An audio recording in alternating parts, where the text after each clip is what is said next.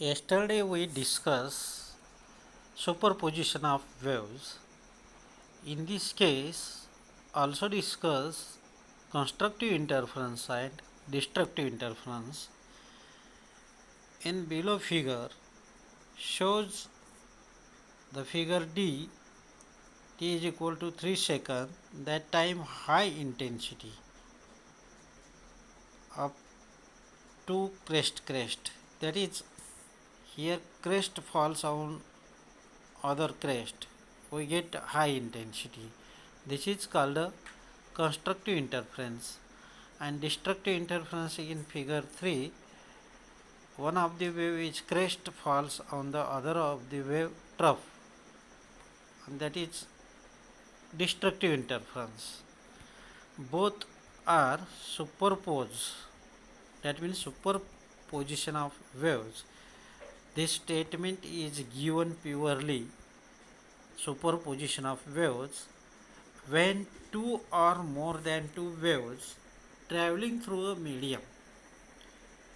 जेव्हा दोन किंवा अधिक वेव्ह ट्रॅव्हलिंग मीडियममधून होतात त्यावेळेस arrive at a point common पॉईंटमधून जातात आणि each wave produce own displacement, आणि प्रत्येक वेव्ह हे आपापल्या डिस्प्लेसमेंटप्रमाणे जातात.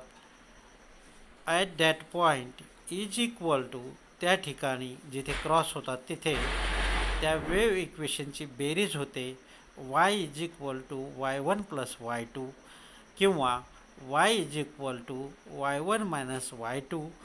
मॅक्झिमम किंवा मिनिमम असे बेरीज होते त्या डिस्प्लेसमेंटची आणि due to individual wave at point असं म्हणलेलं आहे.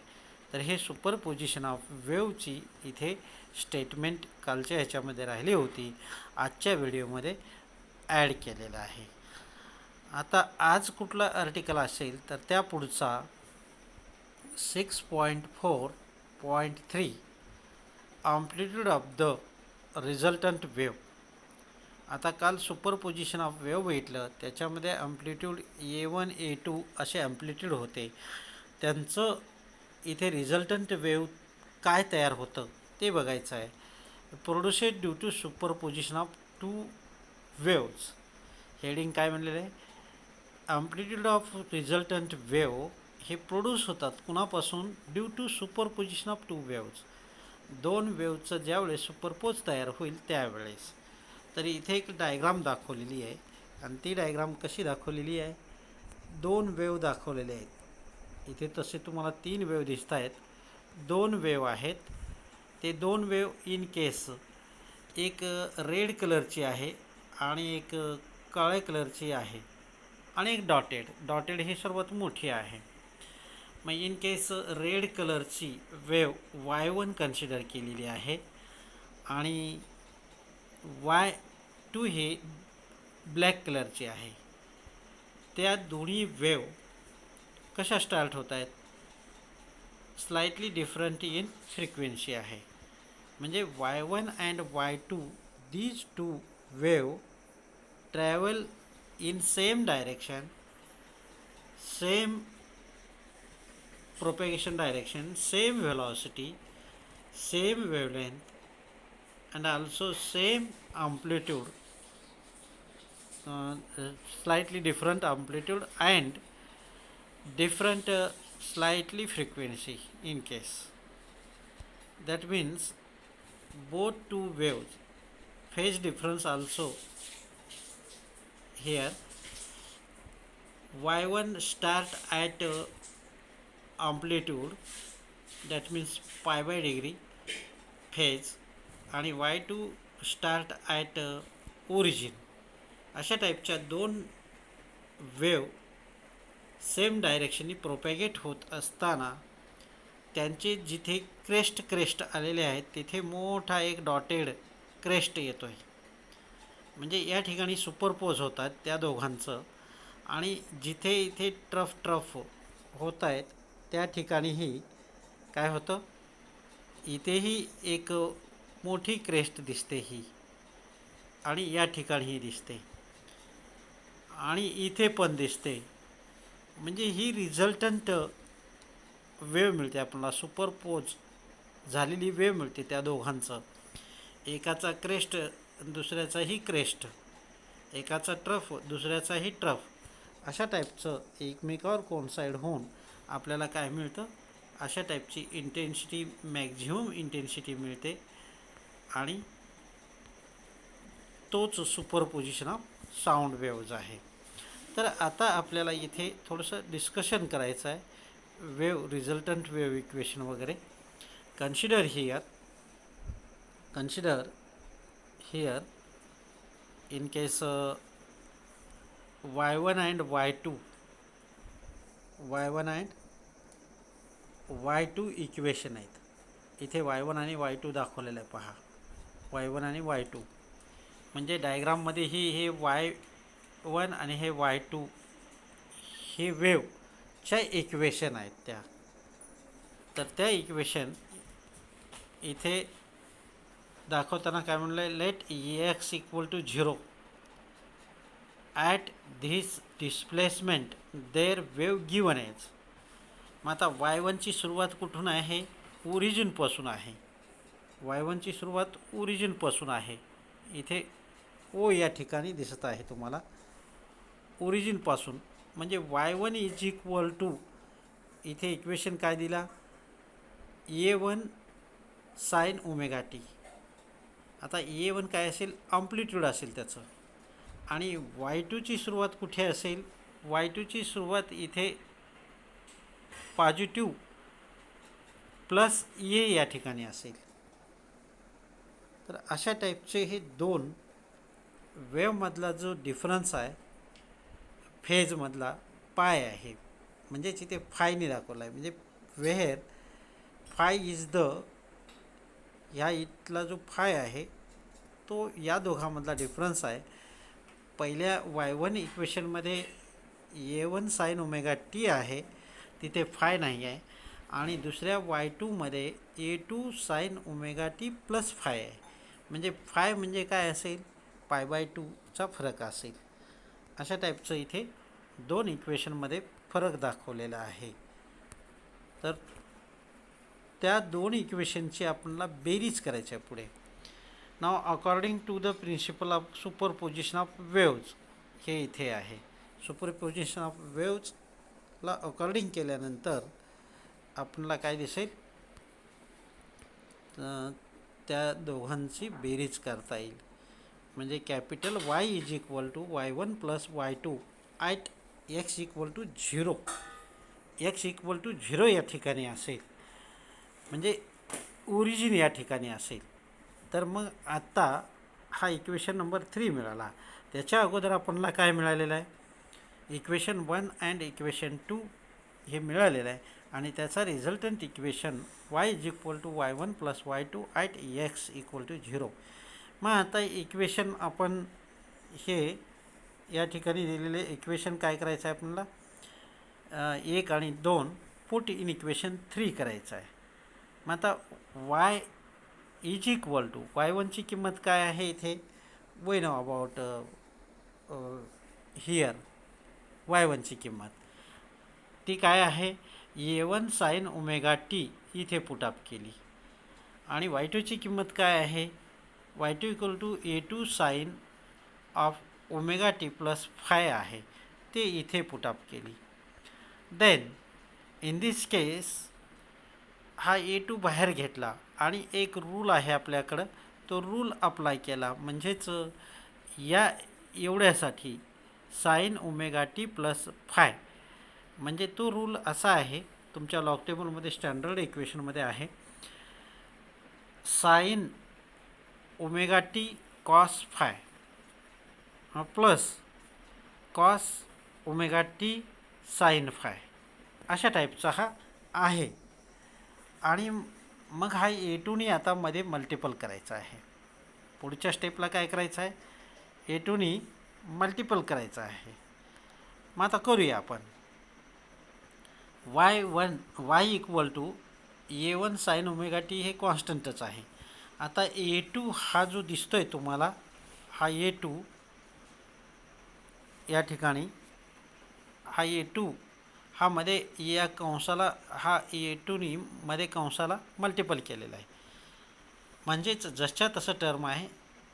A2 इथेही मल्टिपल झाला, इथे प्लस असल्याने इथेही मल्टिपल झाला. त्यानंतर आता काही गोष्टी कॉमन काढायच्या आहेत. आता जिथे वर कॉस साइन ओमेगा टी किंमत असेल, साइन ओमेगा टी किंमत असेल ते कॉमन घ्यायचं आहे आपल्याला.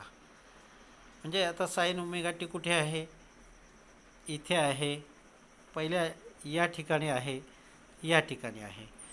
मग आता इथे कसं घेता येईल? साइन ओमेगा टी इथे आहे, हे बाहेर काढलं आहे. पण पहिल्या खालच्या स्टेपला बघा, या स्टेपला की y equal to A1 plus A2 आणि हा कॉस फाय हा इथेच राहिला आणि वरच्यातला साइन ओमेगा टी आणि हा साइन ओमेगा टी याचा कॉमन इथे घेतला आणि पुढची टर्म जसच्या तसं आहे, ही टर्म जसच्या तसं आहे. त्यानंतर आपण काय केलेलं आहे? पुढच्या स्टेपला पुढे इथे कॉमन घेतल्यानंतर A2 हे या ठिकाणची जी किंमत साइन आहे ते पहिलं घेतलं आणि कॉस पुढे घेतलं. इथे आपण इंटरचेंज केलं सेकंड टर्ममध्ये. ह्या ठिकाणी या सेकंड टर्ममध्ये इथे चेंज केलं. म्हणजे कॉस फाय अगोदर घेतलं आणि हे साइन फाय अगोदर घेतलं आणि कॉस फाय पुढे घेतलं. याला इक्वेशन नंबर 4 म्हणलेलं आहे. इक्वेशन नंबर काय म्हणलेलं आहे? 4 म्हणलेलं आहे. तर मग हिअर नाव लेट, आता इथे आपण कन्सिडर करायचं आहे, ही जी कंसातली टर्म आहे ही, त्याला कन्सिडर करायचं आहे. Let A1 plus A2 cos phi is equal to consider as a cos theta असं म्हणायचं आहे. आणि दुसरं या ठिकाणी जे आहे A2 साइन फाय या दुसऱ्या टर्ममधली ही किंमत, याला आपण त्याला आपण इथे दिलेली आहे कन्सिडर करायचं आहे. इथे आड आहे, थोडंसं आपण सरकवून बघूया. तर साइन असं घेतलेलं आहे. आता पुढे बघूया आपण पुढच्या टर्ममध्ये कुठे पुट केलेलं आहे.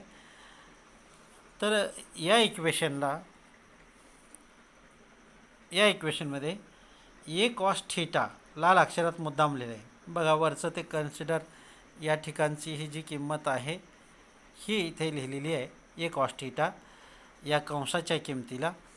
आणि इथे असलेला साइन ओमेगा टी जसच्या तसं इथं साइन ओमेगा टी लिहिलेलं आहे.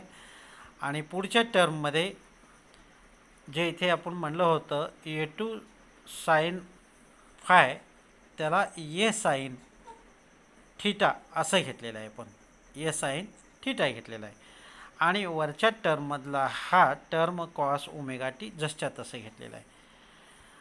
आणि मग नंतर याचं आपण स्टँडर्ड इक्वेशननुसार काय करता येईल बरं? आता इथे ए जर कॉमन घेतला या टर्ममधला, तर कंसात काय राहील? Cos theta sine omega t plus sine theta cos omega T असं राहील. मग आत्ताच पूर्वी इथे कुठेतरी आपण एक रूल अप्लाय केला होता याच्याविषयक इथे रूल अप्लाय केला होता बघा. हे कसं लिहिलं आपण? हे वरची टर्म ही कशी लिहिली? हे अशा टाईपनं. मग इथे कसं आहे? इथे ही कंसातली टर्म दिल्यासारखं दिलेलं आहे खाली. कुठे? या ठिकाणी, हे या ठिकाणी. मग त्याला आपणला कसं लिहिता येईल? यासारखं लिहिता येईल, याच्यासारखं लिहिता येईल. म्हणून मग कसं लिहिता येईल? तर पुढच्या टर्मला सांगितले पहा. हे टर्म जी आहे ही इथे लिहून दाखवलेले आहे. कसे? म्हणजे ए कॉमन आहे, sine omega t plus theta. याचंच एक्सपान्शन कसं करता येतं? वरची term cos theta sine omega t plus sine theta cos omega T असं लिहिता येतं. This equation of this resultant wave, या ठिकाणी ही वेव्ह रिझल्टंट वेव्ह इक्वेशन आहे.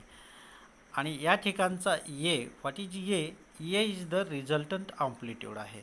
अशा टाईपचं आपण इथे रिझल्टंट अम्प्लिट्यूड आणि रिझल्टंट वेव्ह इक्वेशन काढलेली आहे. तर मग आता पुढं काय करायचं आहे, काही मेनली केसेस घ्यायचे आहेत. आता आपण रिझल्टंट अम्प्लिट्यूड बघितलेला आहे, मग आता आपल्याला त्याची किंमत काढायची आहे. नेमकी रिझल्टंट अम्प्लिट्यूड काय असेल. In case we know in previous page 7 these equation 4 and 5 here also written as. आपल्याला माहीत आहे पहिल्या पेजवर 7वे जे घेतलं होतं ते इक्वेशन इथे आपण घेतलेलं आहे. ते कोणता 5 इक्वेशन आणि 4 इक्वेशन. आता 5 आणि 4 काय दाखवत आहेत, A2 sin phi ची किंमत A sin थीटा आपण कन्सिडर केला आत्ताच, आणि दुसरं आहे A1 plus A2 cos phi ची किंमत A cos थीटा घेतली होती. याच्यावरून पुढचे हे स्पेशल केस घ्यायचा आहे. That means to determining or to find the resultant amplitude capital A. ते कसं काढायचं, तर ह्या दोन इक्वेशनला 5 आणि 4 इक्वेशनचं स्क्वेअर करा, म्हणजे त्याचा वर्ग करा, अँड ॲड बोथ, आणि ते ॲडिंग करा. तर इथे मी डायरेक्ट केलेलं आहे, दोन्ही साईडचा असा विचार केलेला आहे, डायरेक्ट केलेला आहे. तर आता इथे काय घेतलेलं मी, A1 plus A2 cos five square, म्हणजे या टर्मचं मी स्क्वेअर केलं इथे, प्लस वरच्या टर्मचा A2 साइन फाय या ठिकाणी केलेलं आहे. पहा दिसतंय का हे टर्मला, इथे दिसतंय का. हां, मग आता पुढची साईड काय असेल, पुढची साईड आता तसंच स्क्वेअर आहे ॲडिंग. मग आता इथे काय आहे, इथं कॉस थीटा आहे आणि इथे साइन थीटा आहे, त्या दोघांचा स्क्वेअर करून इथे ॲड केला आहे, म्हणजे A square cos square theta plus A square sine square theta. मग आता यांच्या हे इक्वेशन पूर्ण झालं, स्क्वेअरिंग अँड ॲडिंग. याच्यामध्ये रिअरेंज करायचं आहे. आता काही किमती आपल्याला स्टँडर्ड इक्वेशननुसार माहिती आहेत, आणि इथे आता इथे कॉमन घ्यायचं आहे. इथे जे आहे याच्यातला ए स्क्वेअर बाहेर घेतल्यानंतर कंसात काय राहील, cos square theta plus sine square theta, किंवा sine square theta plus cos square theta राहील, म्हणजे त्याची किंमत काय होईल, 1 होते. म्हणून इथे ए कॉमन घेऊन मग कंसामध्ये आपण साइन स्क्वेअर थीटा किंवा cos square theta plus sine square theta असं ठेवल्यानंतर त्याची किंमत 1नी ए स्क्वेअरला गुणल्यानंतर ए स्क्वेअरच येतो. म्हणून इथे आपण या साईडची किंमत ए स्क्वेअर लिहिलेली आहे.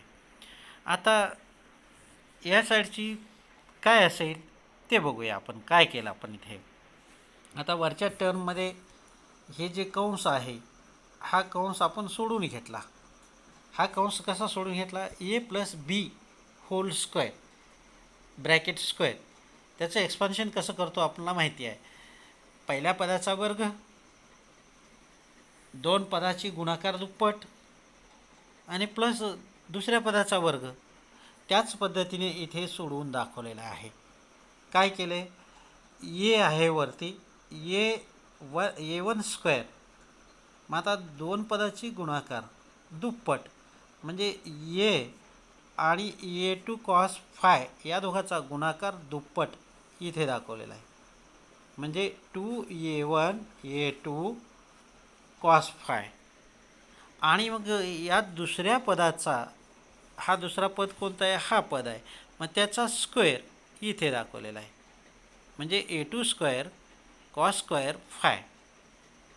हे एक्सपान्शन केलं, एवढ्यांचं हे इतकं आपण एक्सपान्शन केलं.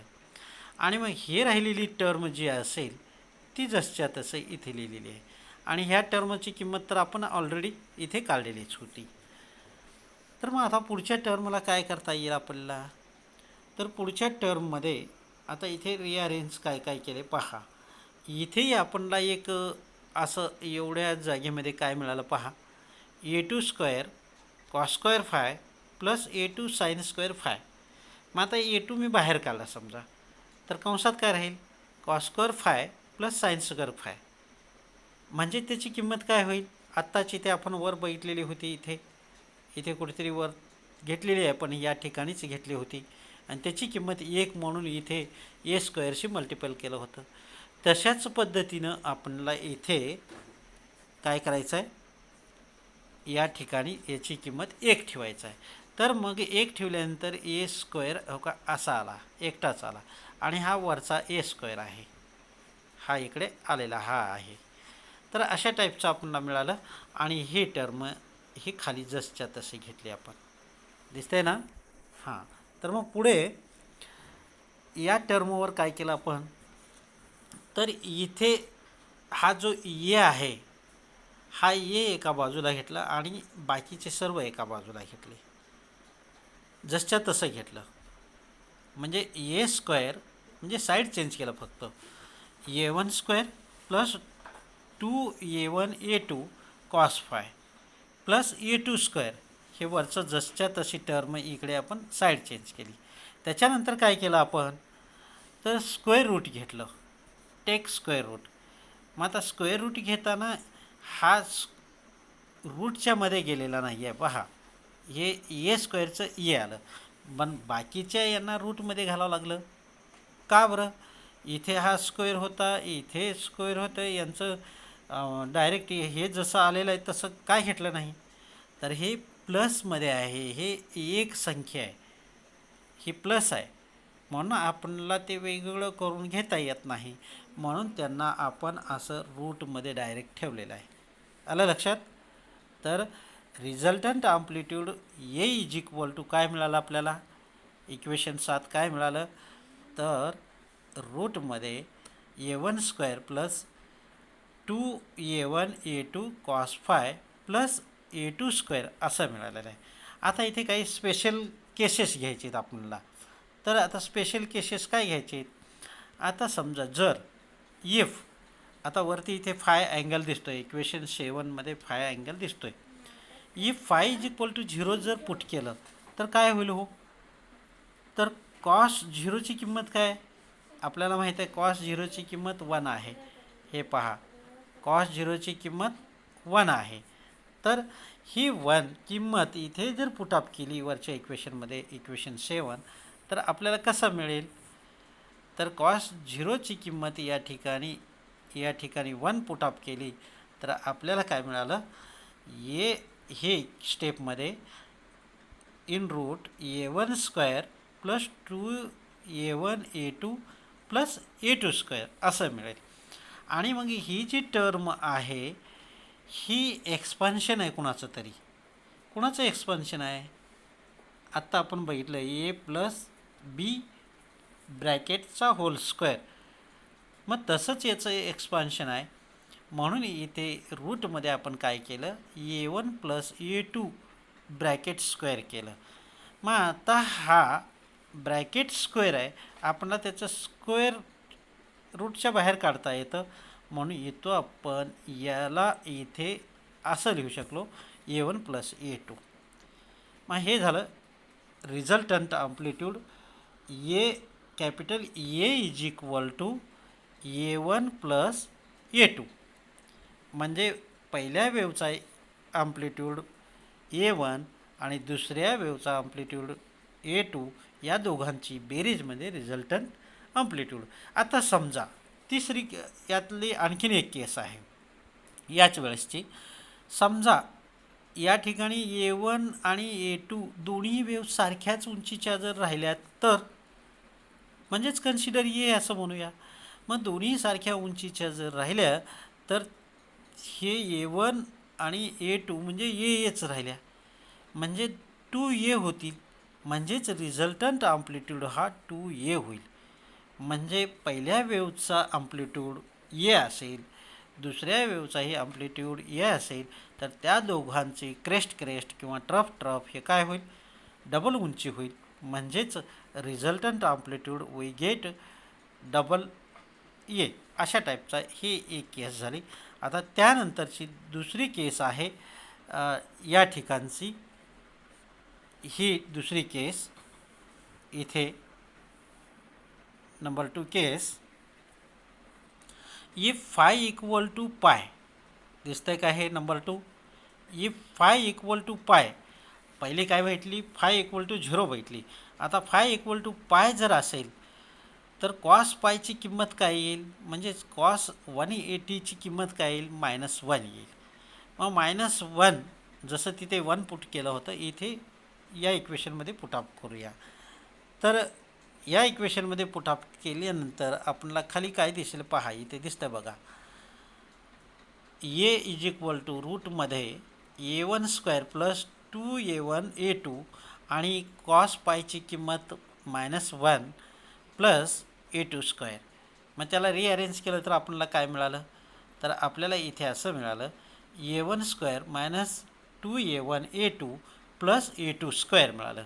म्हणजे हेही कुणाचं तरी एक्सपान्शन आहे. कुणाचं एक्सपान्शन आहे बरं, तर जनरली इक्वेशन जर पाहायचं असेल तर ए मायनस बी ब्रॅकेटचा होल स्क्वेअर त्याचं एक्सपान्शन आहे. म्हणजेच इथे आपण असं लिहू शकतो, दुसऱ्या टर्ममध्ये इथे पहा, इथे लिहिलेलं आहे रूटमध्येच A1 minus A2 bracket square असं लिहिलं. मग आता वरच्या प्रमाणात या प्रमाणात आपल्याला त्याला रूटच्या बाहेर काढता येईल, त्या ब्रॅकेटचा स्क्वेअर आहे. मग आता वरच्या प्रमाणात आपण त्या बाहेर काढलं, पण इथे कसं आहे A1 मायनस A2 आहे. मग आता A1 मायनस A2 आता ह्याचा रिझल्ट काय असेल, ह्याचा रिझल्ट निश्चित मिनिमम आहे. आता इथे मॉड असं 2 उभ्या रेषा केलेल्या आहेत पहा, उभ्या पॅरलल 2 रेषा घेतल्या आहेत. याचा अर्थ काय, मॉड ऑफ म्हणजे जी मोठी असेल त्यातून वजा करणे. मग आता इथे कन्सिडर A1 ही मोठी असेल तर A2 वजा करणे, किंवा A2 मोठी असेल तर A1 वजा करणे. म्हणजे इथे मायनस घ्यायचं नाही आहे, प्लसमध्ये विचार करायचा आहे. तरी पण या ठिकाणी आपल्याला जो काही रिझल्ट मिळतो आहे तो रिझल्ट मिनिमम मिळतो आहे. या ठिकाणी मिनिमम मिळतो आहे, मिनिमम अम्प्लिट्यूड मिळतो आहे. अशा टाईपचं हे आपण बघितलं. आता आणखीन पुढं काय म्हणलं आहे, when phi equal to pi then A1 is equal to minus A2 असं होऊ शकतो, म्हणजेच ए असं कन्सिडर केलेलं आहे. Then resultant wave is equal to 0 म्हणलेलं आहे पहा, इथे दाखवलं आहे या ठिकाणी. म्हणजेच या ठिकाणी 0 इंटेन्सिटी असते. आता पुढे इंटेन्सिटी ऑफ वेव्ज म्हणलेलं आहे. Intensity of waves when phase difference पाय इक्वल टू 0. आता डायग्राम आठवते, एक डायग्राम 0पासून सुरू झाले, एक डायग्राम 90ला सुरू झालेली आहे, लाल आणि काळी वेव. पण जर तिथे पायचा होता, पण जर का त्या दोन्हीही एकाच ठिकाणून जर सुरू झालेल्या असतील वेव, म्हणजे त्या दोघांमधला डिफरन्स जर 0 असेल तर काय होईल, then intensity I of the wave are directly proportional to the square of amplitude असेल. म्हणजे अम्प्लिट्यूडचा स्क्वेअर असेल. कधी असेल, जर त्या दोघांमध्ये फेज डिफरन्स नसेल तर. ते दोघंही एकाच ठिकाणून स्टार्ट झाले, क्रेस्टला जातील किंवा ट्रफला जातील, दोघंही एकसाथ जर जात असतील तर त्यांची दोघांची अम्प्लिट्यूडची नेहमी बेरीज होत राहते. म्हणजेच अम्प्लिट्यूडच्या स्क्वेअरवर डिपेंडिंग असते. म्हणजेच इथे दिलेलं आहे बघा, I maximum is directly proportional to the maximum of amplitude square असं दिलेलं आहे. म्हणजेच अम्प्लिट्यूड A² म्हणजेच काय, हे A1 plus A2 hole square अशा टाईपचं आपण बघितलेलं आहे. म्हणजेच या ठिकाणीही तेच दाखवलेलं आहे. हे कधी झालं, जर फायची किंमत फेज डिफरन्स हा 0 असेल तर. आणि त्यावेळेस समजा ते दोन्हीही डिफरंट न धरता ते सारखे जर धरलं, A1 equal to A2 equal to A असं जर पकडलं तर हा इक्वेशन कसा लिहिला जाईल, I maximum is equal to A plus A whole bracket square म्हणजे 2a होल स्क्वेअर होईल. म्हणजे 2चा स्क्वेअर म्हणजेच 4 होईल, आणि 4a स्क्वेअर A² म्हणजेच आपल्याला इथे 4a² असं मिळालं. पण 4 इज द डिजिट आहे, तो कॉन्स्टंट नंबर आहे. म्हणजेच in this case I is directly proportional to the A² म्हणजे अम्प्लिट्यूड स्क्वेअर अशा टाईपचं आपल्याला मिळालं आहे. आता आणखीन एक केस यामधली बघूया. ती केस काय, व्हेन फाय इक्वल टू पाय म्हणजे किती, दोघांचं ऑपोजिट पण येईल. म्हणजेच एक या 90ला असेल तर दुसरा खालून 90ला असेल, म्हणजे दोघांमधला फरक कितीचा आहे, 180चा आहे. मग त्यावेळेस काय होईल बरं, मग त्यावेळेस आपल्याला या दोघांमधला एकदम ऑपोजिट, म्हणजे एकाचा क्रेस्ट असेल तर एकाचा ट्रफ असेल. म्हणजे y1 इक्वेशनचा क्रेस्ट असेल तर y2 इक्वेशनचा ट्रफ असेल. मग तो कसाही असू शकतो. म्हणजेच या ठिकाणी A1 मायनस A2 हा मिनिमम होईल, म्हणजे वजाबाकी होईल, मिनिमम होईल. अशा टाईपचा हा आपण केस इथे बघितलेला आहे. आता इथे एक नोट दिलेली आहे, we will learn more about superposition of waves in chapter 7 wave ऑप्टिक्समध्ये. आता पुढचा एक चॅप्टर आहे वेव्ह ऑप्टिक्स, त्यामध्ये देखील याचा आणखीन डिटेलमध्ये आपण स्टडी करणार आहोत. आणि तो वेव्ह ऑप्टिक्स म्हटल्यानंतर लाईट संदर्भात असतो आणि हा साऊंड संदर्भामध्ये असतो आणि दोघांचाही रिझल्ट सारखाच येतो. म्हणजे इथे जर तुम्हाला हे व्हिडिओ लक्षात नाही आले असेल तर आणखीन आपल्याला रिवाईज यातला आणखीन डिटेल आपल्याला पुढच्या 7व्या चॅप्टरमध्ये वेव्ह ऑप्टिक्समध्ये बघता येईल. तर अशा प्रकारे आपला हा resultant amplitude superposition of the waves यावरून काढता आला आणि त्यांचे केसेस वेगवेगळे घेता आले. तर इथे आपण थांबूया.